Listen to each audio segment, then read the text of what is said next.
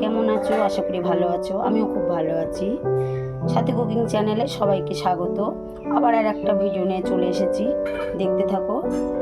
সুন্দর একটা রেসিপি কিভাবে তৈরি করলাম আলু দিয়ে সয়াবিন দিয়ে নিরামিষ পদ্ধতিতে। রেসিপিটা কেমন হয়েছে অবশ্যই পুরোটা দেখবে, কেউ কিন্তু স্কিপ করবে না। আমি সয়াবিনটা একটু গরম জল দিয়ে ভিজিয়ে নেব। গরম জলটাতে ভিজলে কী হবে, সয়াবিনটা একটু তাড়াতাড়ি ভিজে যাবে আর সিদ্ধ করতে একটু ভালো হবে। আর এইদিকে আমি এক বাটি আলু নিয়েছি।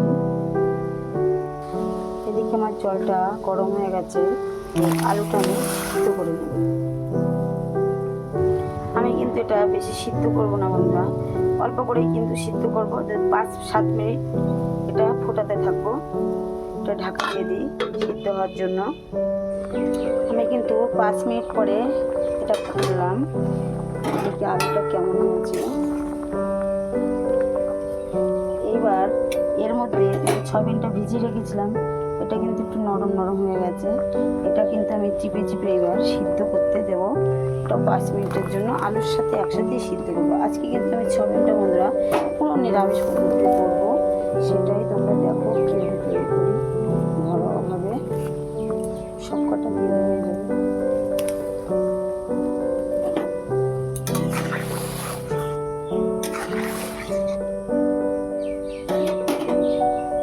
এবার এটা আবার একটু 2-3 মিনিটের জন্য ঢাকা দেবো, কারণ সয়াবিনটা আমার আগের থেকে সিদ্ধ করা, মানে জলে ভিজানো আছে গরম জলে, তার জন্য কিন্তু আমি বেশি সিদ্ধ করব না। খুব 5 মিনিট রাখবো আমি এটা, ঢাকা দিয়ে দেবো সিদ্ধ করার জন্য। আমার কিন্তু হয়ে গেছে, দেখো কত সুন্দর সয়াবিনটা ফুলে ফুলে গেছে, টুকর টুকর হয়ে গেছে। আলুটাও আমার গলে গেছে বেশ ভালোই। এবার এটা আমি ভালো করে এই ঝাঁঝরি হাতের সাহায্যে এটা আমি লাগিয়ে নেবো সুন্দর করে।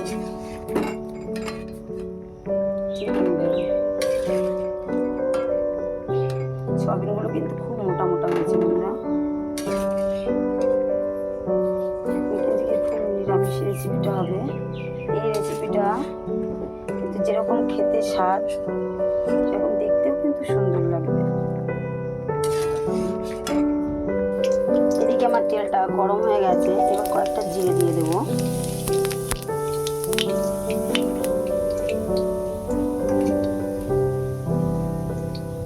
জিরেটা একটু লাল লাল হবে।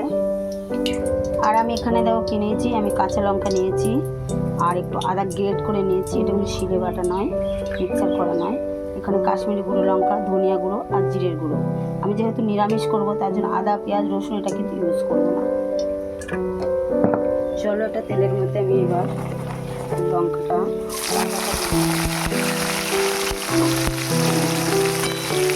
এবারে একটু নাড়তে থাকবো যতক্ষণ না লঙ্কাটা একটু নরম না হয়ে যায়। এর মধ্যে কিন্তু আমি একটু লবণ দেবো।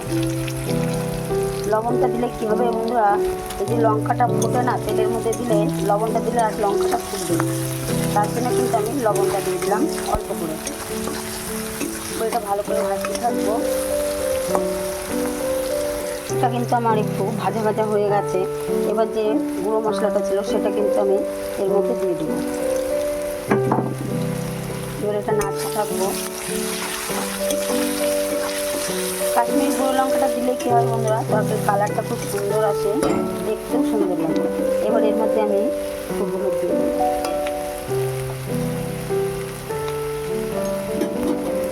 একটু নাড়তে থাকবো।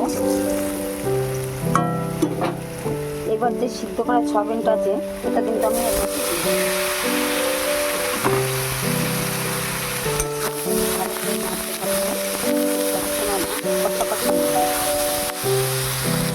আমার কিন্তু অনেকটা ভাজা হয়ে গেছে।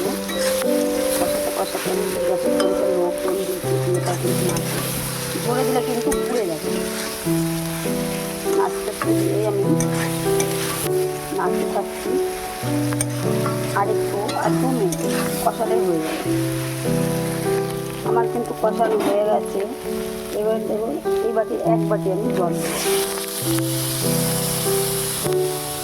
এইটুকু থাকবে জল, বেশি জল দেবো না, কারণ কষানো হয়ে গেলে না, যে কোনো জিনিস কষানো হয়ে গেলে অল্প করে জল দিলে কিন্তু সেটা রান্না হয়ে যায়। বেশি জল দিলে কিন্তু সেরকম ভালো হবে না, অল্প করে জল দিতে হবে, খেতেও সুস্বাদু হবে, রান্নাটা তাড়াতাড়ি হয়ে যায়।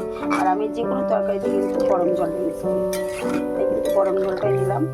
আর গরম জলটা দিলেও কিন্তু খুব খেতেও ভালো লাগে।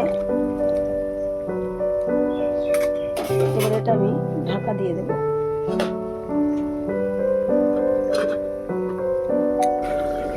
এইদিকে দেখো আমার কিন্তু হয়ে গেছে, ঝোলটা অনেকটা হয়ে গেছে, শুকিয়ে অনেকটা শুকনো টাইপের হয়ে গেছে। এবার এর মধ্যে আমি অল্প করে গরম মশলাটা দিয়ে দেবো, দিয়ে এটা ভালো করে নাড়াচাড়া করে দেবো।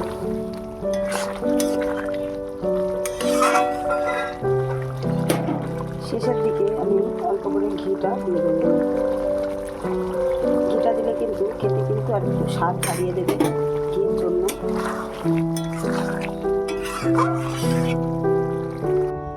এবার এটা আমি রান্না দেবো।